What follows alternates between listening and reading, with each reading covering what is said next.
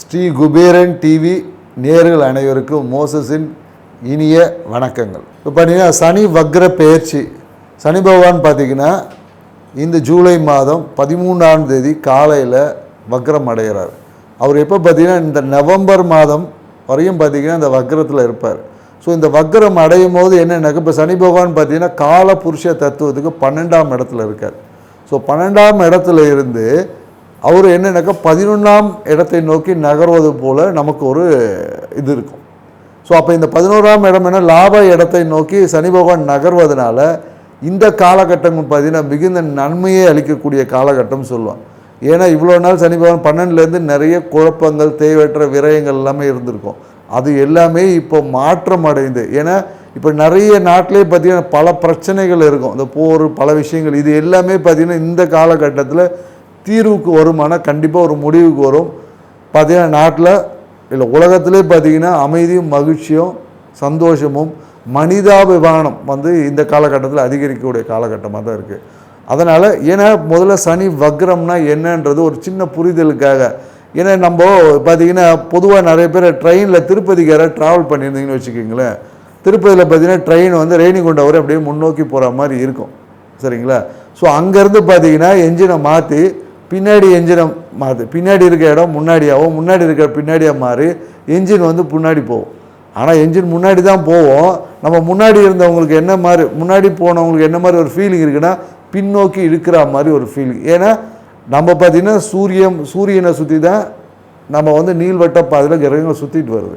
So அப்போது இந்த சனி கிரகம் அந்த நீள்வட்ட பாதையில் வரும்போது நமக்கு எதிரான திசையில் பயணிக்கிற மாதிரி ஒரு தோன்றல் இருக்கும். ஆனால் அது நேரடி பயன்தான் இருக்கும். ஆனால் அந்த எதிர்மறையான உணர்வுகளால் அந்த எதிர்மறையாக போகக்கூடிய அந்த தாக்கம் இருக்குது பார்த்திங்களா, அதனால் நிறைய பிரதிபலிப்புகள், அதனால் ஏற்படக்கூடிய பிரதிபலிப்பை தான் இங்கே நம்ம பலன்கள் சொல்கிறோம். அந்த பலன்கள் இந்த இவ்வளோ நேரம் பார்த்திங்கன்னா சனி பகவான் யாருக்கெல்லாம் நன்மையான பலன்களை கொடுத்தாரோ அவருக்கெல்லாம் இப்போ இந்த காலத்தில் நன்மையான பலன்களை கொடுக்க முடியாத ஒரு சூழல் ஏற்படும். இவ்வளோ நாள் அசுப பலன்கள்லாம் சில ராசிகளுக்கு வந்திருக்கும், அவங்களுக்கு எல்லாமே இப்போ பார்த்திங்கன்னா அபரிவிதமான திடீர் அதிர்ஷ்டம் திடீர் நன்மைகள் எல்லாமே கொடுக்க போகிறேன். என்னக்கா இந்த சனி பகவான் பார்த்திங்கன்னு வச்சுக்கிங்களேன், இப்போ 12ஆம் இடத்துல இருந்து 11ஆம் இடத்தை நோக்கி அவருடைய பார்வைகள் அவருடைய எதிர்மறையான விஷயங்கள் அதை நோக்கி பார்க்கறதுனால அப்போ என்னன்னாக்கா பல பேருக்கு வெளிநாட்டிலேருந்து எப்போ வரலாம் ஊருக்கு வரலாம் அப்படின்னு நினைக்கக்கூடியவங்களுக்கு எல்லாமே பார்த்திங்கன்னா ஊருக்கு வரக்கூடிய வாய்ப்புகள் உருவாகும். அதே போல் என்னன்னாக்கா ஏன்னா இவ்வளோ நாள் விரயமாகவே இருக்குது, எங்கே நமக்கெல்லாம் சனி பகவானை ஒன்றும் செய்ய மாட்டார் போல் இருக்குது அப்படின்ற நினைக்கிறதுக்கு எல்லாமே திடீர் அதிர்ஷ்டமாக அப்படியே என்ன நடந்துச்சுன்னு தெரியாது இல்லையா, அந்த 360 டிகிரி சேஞ்சஸ் மாதிரி தொழிலில் பார்த்திங்கன்னா லாபம் அதிகரிக்கும், திடீர் ப்ரொமோஷன் நிறைய பேருக்கு கிடைக்கும். ஏன்னா 11ஆம் இடம் என்பது லாபம் மன மகிழ்ச்சி. ஸோ எதிர்பார்க்காத நிகழ்வுகள் எல்லாமே திடீர் நடக்கும். ஆனால் அந்த விஷயத்திற்கான ஆற்றலை நம்ம ஏன்னா இப்போ ஒரு விஷயம் டாக்டர் ஆனோன்னா எம்பிபிஎஸ் படிக்கணும் இல்லையா, ஸோ அதே போல் தான் இந்த சனி பகவான் கொடுக்கக்கூடிய இந்த பலன்களை பெறறதுக்கான ஆற்றலையும் தகுதியும் நாம் வளர்த்துக்கணும். நம்ம எப்போதும் ஆன்மீகத்தில் சொல்லக்கூடிய ஒரு விஷயம் என்னன்னாக்கா இறைவன் கொடுக்க தயாராக இருக்கார், நம்ம வாங்கிறதுக்கான ஆற்றலை பெருக்கிக்கணும். இப்போ என்னன்னாக்கா இப்போ நமக்கு ஒரு உதவித்தொகையே வேணும்னா பேங்க் அக்கௌண்ட்டில் தான் கவர்மெண்ட் போடுவார், பேங்க் அக்கௌண்ட்டே இல்லை எனக்கு கவர்மெண்ட் உதவித்தொகை கிடைக்கலன்னு சொல்ல முடியாது இல்லையா. அப்போ அதுக்கு முன்னாடி பேசிக் குவாலிஃபிகேஷன் நம்ம பேங்க் அக்கௌண்ட்டை ஓப்பன் பண்ணணும். ஸோ இந்த மாதிரி தான் ஆன்மீகம் என்பது நம்ம என்ன சொல்கிறோம் அப்படின்னா ஒரு 2 நல்ல விஷயத்தை புரியும். ஏன்னா கோயில்கள் எல்லாம் போனீங்கன்னா அப்போ அந்த பிரசாதம் கொடுப்பாங்க, பிரசாதம் ஏன் கொடுக்குறாங்கன்னு கொஞ்சம் யோசித்து பார்த்தீங்கன்னு வச்சிங்களேன், அங்கே இறையருளும் இருக்கும், அதாவது நம்ம சிவத்துக்கு தேவையான ஆற்றலை பூஜை முறையில் இருக்கும், நம்ம உடலை வளர்க்கறதுக்கான உணவையும் கொடுப்பாங்க. அதனால தான் பார்த்திங்கன்னா ஸ்பெசிஃபிக்காக ஒவ்வொரு கோயிலையும் இந்த புளியோதரை லெமன் சாதம் இந்த திருப்பதி போனால் லட்டு இந்த மாதிரி அங்கே உடலும் உயிரும் ஒரு சேர வளரணும். அதை தான் அர்த்தநாரீஸ்வரர் தத்துவமே சொல்லும். ஏன்னா சிவபெருமானே தன் உடம்புல பாதியை சக்தி கொடுத்துருப்பாரு. அப்போ என்னன்னாக்கா இரண்டும் ஒரு சேர வளர்வது தான் அந்த நிகழ்வு முழுமையிடும். அதை தான் பரிகாரத்தில் கூட மோஸ்ட்லி எங்களுடைய வாடிக்கையாளருக்கு நம்ம சொல்வது என்னக்கா இரண்டும் ஆழம் வரையணும் அறிவும் வளரணும்னு சொல்லுவாங்க இல்லையா. ஸோ அதே போல் தான் நம்ம உயிரும் வளரணும், அதே மாதிரி அந்த உயிரான நிற்கக்கூடிய இந்த உடம்பு சரீரம் இதையும் நம்ம வலுவாக வச்சுக்கணும். அதுக்கு தான் சித்தர்கள்லாம் அந்த காய கற்பங்கள்லாம் பண்ணாங்க. ஸோ அதனால் நம்ம இங்கே என்ன சொல்லலாம், பரிகாரம் என்பது இரண்டையும் சம அளவுக்கு மாற்றங்கள் நிகழ்த்தும் போது தான் அந்த பரிகாரம் என்பது முழுமையடையும். அப்போ தான் அந்த காரிய தடை என்பது மேலும் உங்கள் வாழ்க்கை வளர்ச்சிக்கான விஷயம். நாம் இங்கே என்னென்னாக்கா ஒருமனே மந்திரத்தை மட்டும் சொல்லிட்டு போயிட்டே இருக்கோம். ஆனால் வாழ்க்கை முறையில் நம்ம மாறுவதில்லை. நீங்கள் மந்திரங்கள் சொல்வதும் மூலம் உங்களுடைய ஆத்ம பலம் வந்து அதிகரிக்கும். அந்த ஆத்ம பலம் செயல்படுவது உங்கள் உடம்புல தானே இருக்கும். அப்போது தேக பலமும் அதிகமாகணும் இல்லையா? அப்போ அதுக்காக தான் சில பார்த்திங்கன்னா நமக்கு அந்த உடல் ரீதியான சில என்ன சொல்லுவாங்க பழக்க வழக்கங்கள், இந்த உடலை பாதுகாத்து உடலை மெயின்டைன் பண்ணக்கூடியது. இந்த இடத்துல கறி சாப்பிடக்கூடாது, இந்த இடத்துல வெஜிடேரியனாக இருக்கணும், சைவ உணவை எடுத்துக்கணும், இந்த மாதிரியான விஷயங்கள் சொல்வது வந்து அந்த அந்த உயிர்த்தன்மையை பேலன்ஸ் பண்ணக்கூடிய உடலும் சப்போர்ட் பண்ணணுன்றதுக்கு தான். ஸோ இதை நம்ம புரிஞ்சு நம்ம ஒவ்வொரு பரிகாரத்தை நீங்கள் செஞ்சு பாருங்கள், கண்டிப்பாக சக்ஸஸ். ஏன்னா என்னுடைய நேயர்களுக்கு என்னுடைய வாடிக்கையாளருக்கு நம்ம சொல்வது என்னென்னாக்கா, பரிகாரம்னா அது பரிகாரமாக இருக்கணும்.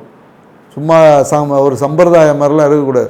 அந்த நிகழ்வு நடக்கணும்னா இந்த குறிப்பிட்ட நாள் இந்த நிகழ்வு நடக்கணும். அதுக்கான ப்ரிப்பரேஷனில் நம்ம போகும்போது வாழ்க்கை வெற்றியாக இருக்கும். அதே தான் இந்த இந்த சனி பெயர்ச்சிக்கு நம்ம சொல்லுவோம். ஏன்னா சனி வக்ரம் அடைகிறாரு. ஸோ இவருடைய வக்ரம் அடைந்து சில நிறைய ராசிக்கு பார்த்தீங்கன்னா நற்பலனை கொடுக்க போகிறாரு. இந்த நற்பலனை பிறகுதான தகுதியை நம்ம வளர்த்துக்கும் போது நம்ம வாழ்க்கை எப்போதும் மகிழ்ச்சியான விஷயமா இருக்குன்றதான் சொல்கிறோம்.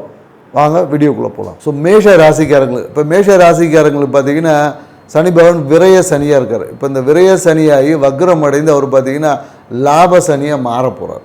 அப்போ லாப சனியாக மாறும் போது மேஷராசிக்காரங்க எப்படின்னா, வாழ்க்கையில் இவ்வளோ நாள் தொட்டதெல்லாம் செலவாச்சு, எங்கே போட்டாலும் விரயம், எதை பண்ணாலும் தொட்டது விளங்கலை அப்படின்னு சொல்லிட்டு இருந்தவங்க எல்லாமே இந்த காலகட்டம் வந்து மிகுந்த அதிர்ஷ்டமான காலகட்டம்னு சொல்ல முடியும். ஏன்னா இப்போ பார்த்தீங்கன்னா இந்த வெளிநாட்டில் வேலைக்காக பயணம் செஞ்சவங்க எல்லாமே இப்போ நம்ம ஊர்லேயே போய் வேலை செய்யலாம், இங்கேயே நல்ல ஒரு வருமானத்தை நல்ல ஒரு லாபத்தில் ஒரு வேலை கிடைக்கும். அதே போல் என்னென்னாக்கா நிறைய பேர் வெளிநாட்டில் வேலை செஞ்சுட்டு அங்கே அடிமை தொழிலாளி மாதிரி இருந்தவங்களாம் இங்கே வந்து சொந்த ஊரில் வந்து பார்த்திங்கன்னா தொழில் தொடங்கிறதுக்கான வாய்ப்புகள்லாம் இருக்குது. குறிப்பாக மேஷ ராசிக்காரங்களை படிக்கக்கூடிய மாணவர்கள் எல்லாமே பார்த்திங்கன்னா இந்த வெளிநாடு சென்று படிக்கக்கூடிய வாய்ப்புகள் எல்லாமே இருக்கும்.